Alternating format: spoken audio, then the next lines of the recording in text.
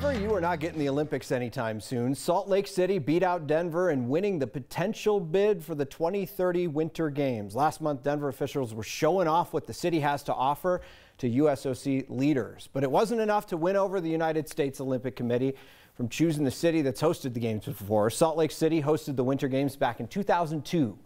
Late this afternoon, the USOC announced it had selected Utah to represent the U.S. in a potential bid 12 years from now. Rob Cohen, the chair of the exploratory committee that looked at how Denver could actually host those games, says he was disappointed with the decision. Denver is notorious in Olympic history for being the only city to reject hosting the games back in 1972. Well, you know very well that we look at a story that's making headlines and then we realize this is why they hate us. Take, for instance, the ESPN story that's making the rounds yesterday that ranking Coors Field, Mile High, and Pepsi Center as some of the biggest food safety violators in the sports stadium system in the country.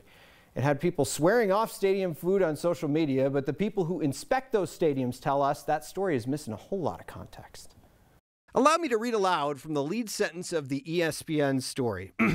Most Cracker Jack boxes come with a surprise inside. At Coors Field in Denver, the molasses-flavored popcorn and peanut snacks came with a live mouse. It goes on to detail how inspectors found a mouse inside a commercial-sized bag of Cracker Jacks in 2016. What that catchy lead lacks is the fact that Coors Field corrected that problem, and inspectors say they've never seen it happen again since. Understanding the severity of a violation and how often it recurs over time is going to be some of the most helpful information in understanding how safe a facility is. Danica Lee is the director of public health investigations for Denver's health department. She's saying it nicely, but she's saying very often we in the media don't handle food inspection reports the way we should. We don't provide historical context. Oftentimes, there is a trend of just looking at a particular inspection on a particular day. Lee says Denver stadiums usually average less than one violation per inspection, which is better than what they see across most other restaurants and facilities. And in case you're wondering, I have taken my family quite recently to one of the sporting stadiums, and we did enjoy food there, so I'm comfortable. Well, it is crunch time for RTD to come up with a plan to fix the ongoing crossing gate timing issues along the A-line. Right now, the A-line's crossing gates are staying down longer than the FRA wants them to. Tomorrow is the deadline the FRA gave RTD to come up with a plan to fix that problem, or the A-line will be shut down. RTD spokesperson Lori Huff says they are finalizing a plan to submit to the FRA. Huff told us we would be able to get a copy of that plan on Monday, even though the deadline is Saturday. Representatives Diana DeGette and Ed Perlmutter, along with Senators Michael Bennett and Cory Gardner, submitted a letter to the FRA, RTD, and Denver Transit Partners, or DTP, urging them to work together and resolve this issue. Right now, RTD and DTP are suing each other over the A-line delays. DTP built the train. When we asked RTD when they expect to turn in that plan to the government tomorrow, they'd only tell us they will meet the deadline. Where have we heard that one before? Well, we have talked a lot about safe injection sites and Denver's push to set one up.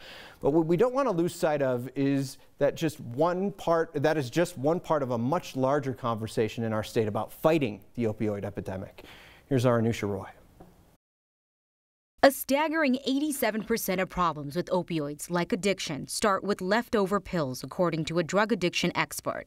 You know, the ones you get from the doctor or after a surgery and keep using them, or someone else gets their hands on them, like friends, kids, and neighbors. There are doctors in Colorado who say they have been a part of the problem, and they are working to change their culture and prescribe fewer pills. There's also a Colorado law that now limits how many opioids a new patient can get. But this problem is like trying to catch up with a speeding train that just got a huge head start. Getting to treatment has always been a problem, especially in rural Colorado, where some people are driving as far as from Steamboat to Grand Junction to get help. Now the state is looking to launch mobile clinics so help comes to them. What people can access pretty easily, though, is naloxone, which can help reverse an overdose. Not only do paramedics and firefighters use it, but now 173 law enforcement agencies also carry the nasal spray. And as for you and me, we can go to a local pharmacy and buy it too. No prescription necessary, and most insurances and Medicaid cover it. One more thing we can all do: when you go check your medicine cabinet, you realize that you got some leftover pills. You can go to a website called takemedsback.org, and that's where you can find another pharmacy or a law enforcement agency that is close by and actually get rid of these pills safely, so to try to kind of cut that problem before it starts again for someone new. There's been a lot of talk about these safe injection sites. Where are we in that process? Right, and this is not a done deal, right? And we keep trying to remind people that. So the Denver City Council passed that ordinance back in November, but at this point, the state still has to sign off on it. They're not going to move ahead until that happens. And of course, the Fed's already saying that this is illegal under federal law. So there's a lot of hurdles that we still got to cross. It'll be interesting to see what a new legislature does with that coming up next year. Thank you, Anusha. Appreciate it. Well, investigators are looking into the disappearance of Kelsey Barrett, and they are now searching the home of her fiance. They served a search warrant at his home today in Florissant near Woodland Park. They towed away his truck. To be clear, he is not considered a suspect. Now, Barrett has not been seen since Thanksgiving. Investigators are now saying her disappearance is considered suspicious.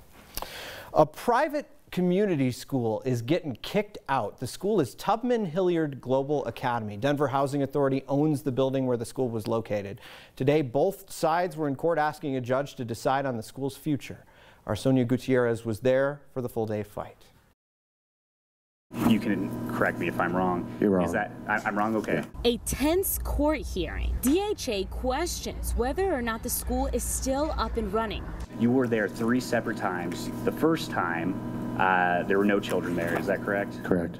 And then the second time, there were no children there. Is that Correct. And then the third time, there were children there. Is that correct? Correct. DHA says the school broke their lease because they weren't using the building for the intended purpose. This is a complete record of every picture that you've taken. Part of the evidence against the school were pictures of beer bottles and cigarette butts on the roof. How is Tubman in violation of the lease? On the twofold. One is non-payment of rent for the second time, and then the not operating the King Trimble building per the lease. Not operating as a school, in other words. And we created this beautiful world and atmosphere of education and talent and art together. Matisse McKnight is the academic director of the school and says DHA simply doesn't understand their educational model. It builds a community. It gets to put non-traditional teachers with non-traditional students to create this atmosphere of education and community and art where everyone leaves feeling fulfilled. The school says they're in a transitional year due to low enrollment. They don't have many current students because families were relocated after nearby low-income housing closed for redevelopment. Thank you, sir. Good day to you. For Next, I'm Sonia Gutierrez.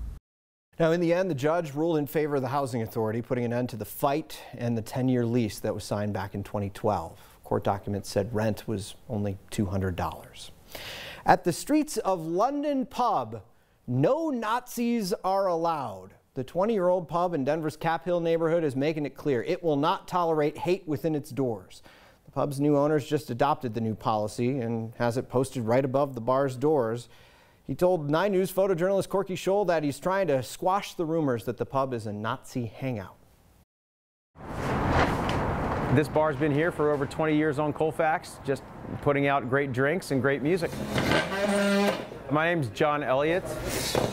We're here at Streets of London, soon to be known just as Streets. My business partner and I took over on the 1st of November. Yes, sir. I've owned a couple of bars around town for quite a while. And Streets has always been one of those places that I've come to. I'll just go ahead and leave it whole. Catch a great show. You know, it's what I call kind of the real Denver. It's the old school Denver. It was kind of a natural fit when this came up for sale. It was an opportunity that we jumped at. It's gonna look good. Yeah. So when we came on board, we just wanted to address the rumor head on. You know, the quote-unquote Streets is a Nazi bar and things like that, that so many people seem to either have that opinion or have expressed that opinion, and it's never been a quote-unquote Nazi bar. That all stems, I think, from an incident, might have been 3 or 4 years ago, with some neo-Nazis that have been living over on Ogden Street. There was an incident here. I think there was a scuffle or a fight. They were kicked out of the bar. I think they might have returned once after that. They were kicked out of the bar. But somehow that translated into this weird idea that this is somehow some sort of right-wing fascist haven on Colfax, and it's never been the case.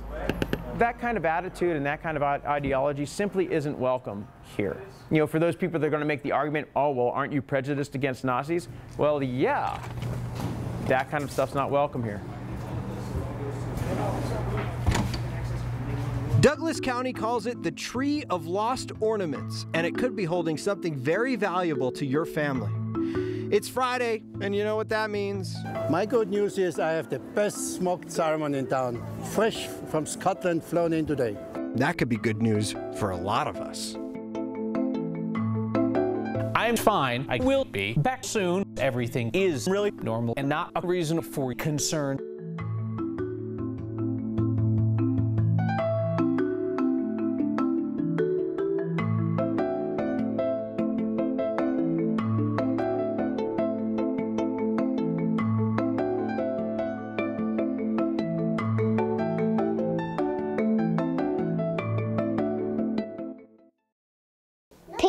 Just being here is something rare. No. For 5-year-old Maren Stecken. This is kindergarten at the school in Creed. This is a normal part of life. So do you mind answering some questions for them? Maren's mom, Honey Stecken, wasn't sure she'd get to. Genetic testing revealed Maren had a rare metabolic disease. The moment those words came out, propionic acidemia, I mean, it was the worst case scenario. It could make you very, very, very sick. So the median lifespan is 5. Under a strict diet, Maren can attend school, due in large part to a medicine that stabilizes her bodily functions. Come on. But just being here creates something rare. It's kind of like, wow, I can picture my kid, she's going to go to school and you're very excited. But then there's this. The medicine causes a chemical reaction in Maren's body, leaving her with a problem that sounds funny. It just smells almost like rotten fish. But is very serious. My little girl is walking around smelling so bad that people do not want to be around her. After years of frustration, Honey found this webpage and a product meant for feminine hygiene that prevents the chemical reactions which causes the odors. Now Maren can play with her classmates. Now Maren can get dragged around the floor. Like all those images in my mind of not being asked to prom or maybe not having friends. Now Maren's scent is just like any other kid's. Just being here, turning something rare into someone normal. It will not be her problem. It's not her problem anymore.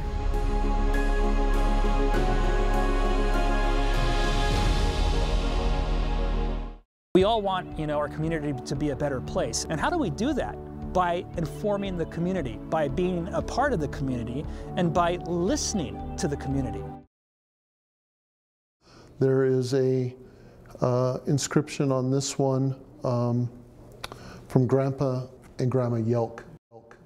And Grandpa and Grandma are on the Tree of Lost Ornaments. It's like a tale right out of Narnia. In Dougco, when people recycle their trees, every once in a while they'll leave an ornament on there. And Dougco does not want to throw them away, especially if they see one that looks special. So they save it and put it on the tree in the lobby of the Douglas County Parks Office in Highlands Ranch. And they hope families will come by and get their lost keepsakes. We're just trying to be good neighbors. We think the citizens of Douglas County are our family, and so what we want to do is reunite the ornaments with their owners. The Tree of Lost Ornaments will be around until the end of the holiday season. Any ornaments that aren't claimed will be stored and put back on display next year. You can call the Douglas County Parks Office or check their website if you're looking for a lost ornament. We have that information on 9news.com. Any old or burned out Christmas lights you may have, you can recycle those too. Denver Recycles has a drop-off location on Cherry Creek South Drive near Quebec that will take them off your hands for free. It's open from 10 to 5, Tuesday through Friday. Saturdays, you can go anytime between 9 a.m. and 3. Do not go on Sunday, because everyone needs a day off.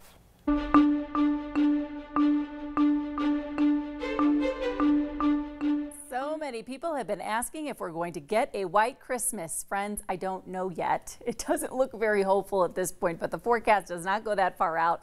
And even if it did, it wouldn't be that trustworthy. So let's stick with what we've got going on for the next week. Snowpack is 105% of average, still good, but we've got dry conditions coming our way, so more than likely that number is going to go down.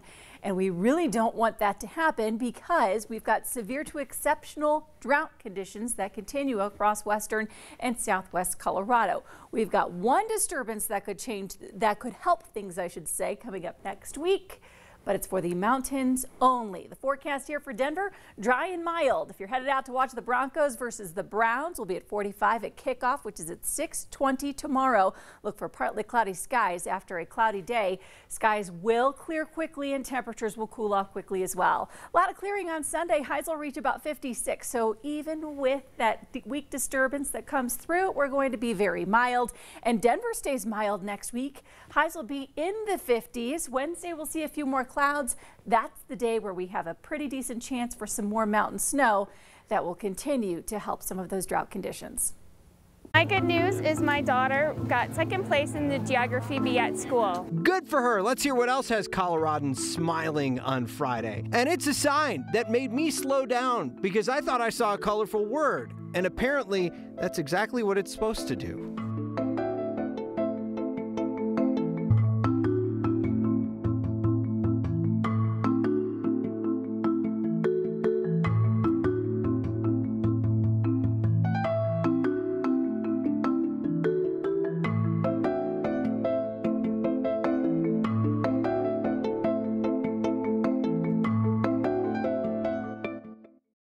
Thomas, also known as Detour in the art world, work continues night and day. He's moving on from his usual subjects. Painted Jay-Z, of course, right here. To paint people who aren't world famous, but fascinating. This is me.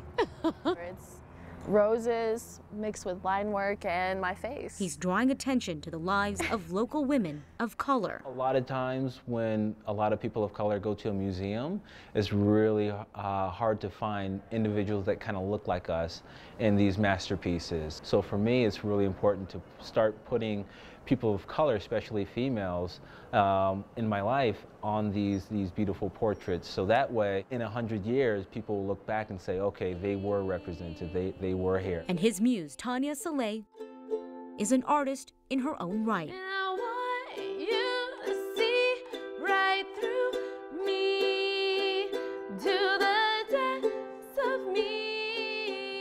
And her face is popping up all over town. So I painted Tanya 3 times.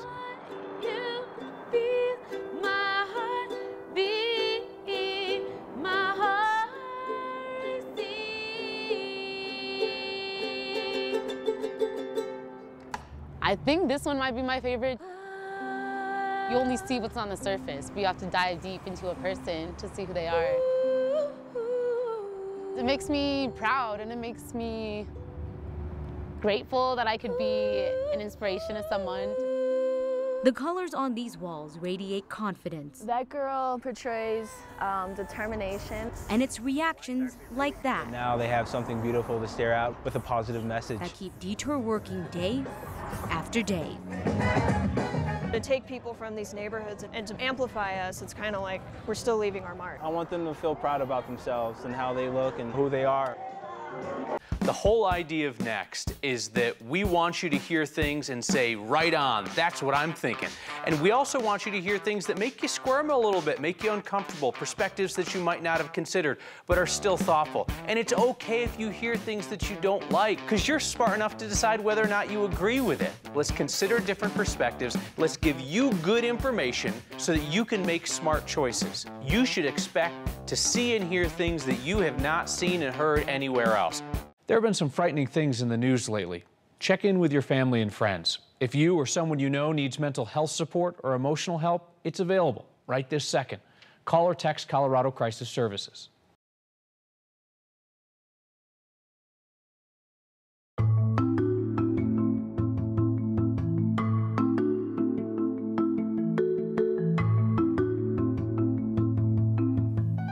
It is a sign that really works. Trust me, I can attest to it because it did get me to slow down when I saw it. I got to say this carefully. Slow the funk down. You know, like slow down some George Clinton. Now, you can imagine what I thought when I first looked at it. Walk Denver is an advocacy group pushing for more pedestrian-friendly Denver, and they created the signs as part of a community art project. Their project meant to raise awareness about the city's effort to stop traffic fatalities. Jill Locantori says Walk Denver asked the community what concerns you most, and the top answer was speeding. The signs are a little edgy. You know, we wanted to be playful and fun and interesting, catch people's attention and start a conversation. I would say the signs have been very successful at doing exactly that. Jill says they made about 500 signs. They've already delivered 470 of them, so 30 more to go. Most of them are in Southwest Denver. They say a lot of people in the neighborhoods there have been complaining about people speeding through their neighborhoods. They want to try to get people to slow down. This might actually work because it worked on me. If you want a sign, you have to fill out an online request and Walk Denver will deliver it to you. You might want to do that soon. Well, have you seen a sign that made you laugh or scratch your head or anything like that? Share it with us using the hashtag HeyNext on social media or email it to us at next@9news.com. When it comes to crossing a line, we have found that people love to do it in the Walmart parking lot for some reason. But this one is a first. Janet took this picture outside of the store in Southlands, near Southlands Mall there. Like the driver of this Mercedes casually parked in the lane, blocking at least one driver. At least they were driving in the right direction in that lane. What parking fails blow your mind? Email us pictures to next@9news.com or tweet them to us with the hashtag HeyNext. Our favorite part of Next on Friday is sharing your good news. We'll hear it along with your feedback next.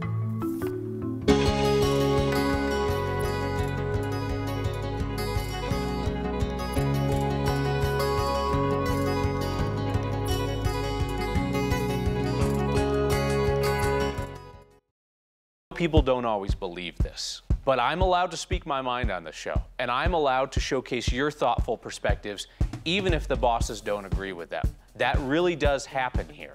That's the strength of Next. It's important to hear things that we disagree with because lo and behold, we might change our minds. We also want Next to be a reflection of you watching at home.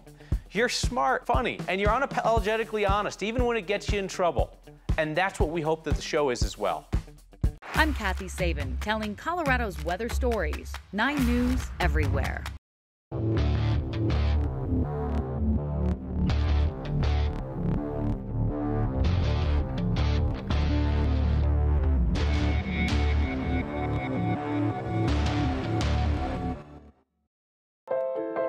Photography, as I say, is just one of the underpinnings of who I am. It keeps me going, and it's very crucial to my mindset as a creative person. My name's Scott Wilson. I'm a Colorado landscape and wildlife photographer. So you can imagine we made our dream move to Colorado in July 2015, and it really was a very exciting time for our family.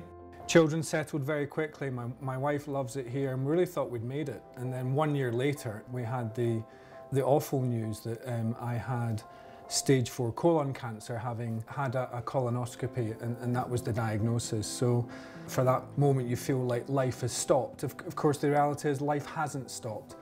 And one of the things I've tried to develop through this is a really positive mindset, and that once you have had that diagnosis, the healing can begin. So after surgery to my colon, I had about 13 centimetres removed, and then started a 40-week programme of chemotherapy. That's when my oncologist told me that one of the side effects of the drug that I was on is a very severe photosensitivity. So basically I had to avoid sunlight while I was going through chemotherapy.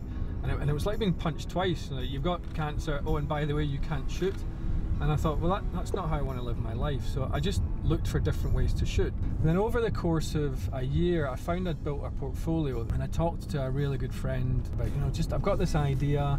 Do you think this would work as a fundraising book? And he said, go for it. And to date, we've managed to raise $36,000. The book's purpose, if you like, was more than raising money. It was actually getting people to talk about cancer. And it's just so fulfilling to know that my images and my story have in some small way helped people.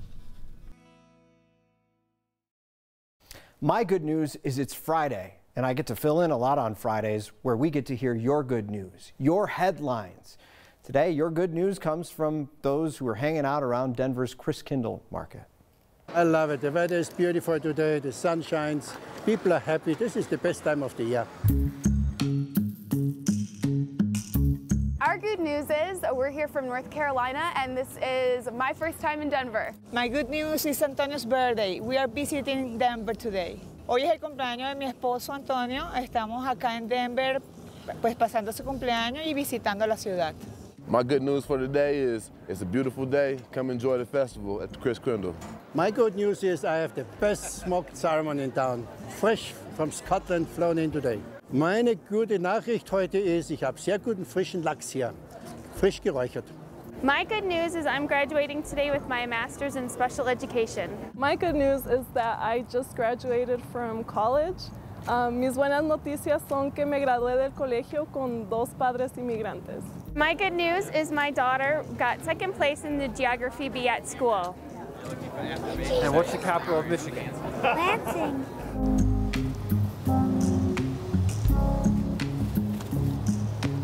And what does that mean? My good news is that it's a beautiful day. The Bears are the best news for me. I don't know about the Denver fans, but hey, for Chicago fans, bear down. My good news is that I'm graduating from Metro today. It feels good because I'm a first-generation student, so I made my parents very proud with this accomplishment. Tom from Bennett just emailed us his good news. After 23 months searching for a job, I got one. Helen says she got a Broncos blanket for Christmas. That would make a lot of people happy. Heard from Heather, who just graduated with her master's degree. And Marlene says, my beautiful granddaughter turned 3 months old yesterday. Elizabeth says, I'm on vacation for 3 weeks. Hey, it kind of sounds like an anchor of this show. And watching next tonight, Jan says, wanted to tell him that I have always returned grocery carts to their pens, but now I always smile and think about Steve chiding folks who don't. You can smile about that. We'll see you next time.